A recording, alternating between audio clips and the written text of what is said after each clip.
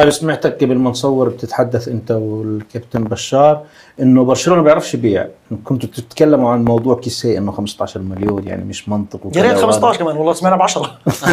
وحتى مثلا تصريف الانجلي يعني كمان الانجلي مثلا انه الاصل برشلونه بلش يطلب 15 و20 وتوتنهام على 5 ويا دوب قاعد بيفكر، فانت حكيت انه ما بيعرفوا يبيعوا برشلونه.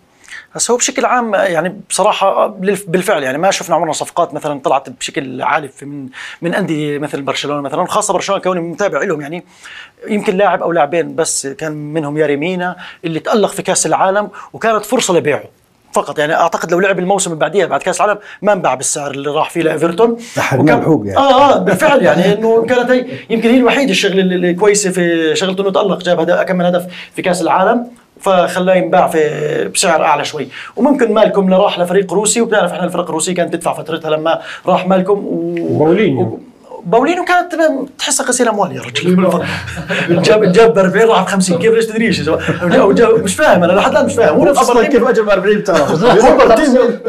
تعرف اللاعب والله اجى هو ما حدا عارف كيف اجى وكيف راح، كان فترته حلوه وتألق يطلع مباريات مهمه هيك فجاه. تعرف هو خلاني يعني صاحب كان مشكلة طلعة في الدنيا هذا اللاعب شو بيعمل في الملعب، ومشكلة بعد كل مباراة يقهر يكون هو اللي بالأحد هو المتألق هو بيسجل هو المتألق. فكانت يعني للأمانة برشلونة في شغلة معينة برضه يعني بيحتكي من الفترة الحالية عليه خلينا نقول الفلوس والديون والأمور هاي واللي حكينا قبل شوي فيه الاقتصاد السيء اللي عليه بيمر فيه، فبيحاول يتخلص من لعيبته ليش؟ بأي طريقة حتى لو 10 مليون روح أنت قاعد تأخذ عندي 6 مليون 7 مليون 8 مليون، وفي لعيبة أكثر طبعا احنا عارفين هاي النقطة انه في لعيبه قاعده تاخذ رواتب عاليه جدا. يعني حتى قبل شوي في اخبار انه مكافأة ولاء لفرانك دي يونغ الموسم القادم اللي هو الموسم اللي بيجي 10 مليون وبياخذ تقريبا 18 مليون راتب هو، فتقريبا راح يوصل تقريبا 28 مليون. تخيل فرانك دي يونغ بده يصير ياخذ 28 مليون. فاغلب اللعيبه اللي بفتره بارتيميو كانوا بياخذوا اسعار عاليه. امتيتي طلع انتهى عقد، راكيتيتش طلع يعني بيحكوا عنها انه نهايه خدمه وانه مثلا انه ساعد النادي ووقف مع النادي، ولكن كان لا، هي الفكره انه انت بتاخذ رواتب عاليه جدا احنا مش قادرين ندفعها.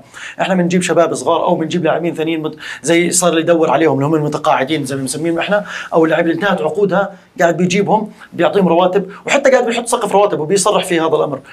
اخر شيء جلب روميو لاعب جيرونا اللي هو اصلا انت اخرجته من برشلونه، انت ما كنت مقتنع فيه في برشلونه وفجاه صار هو المطلب انه يعوض بوسكيتس. تخيل يعني الفكره.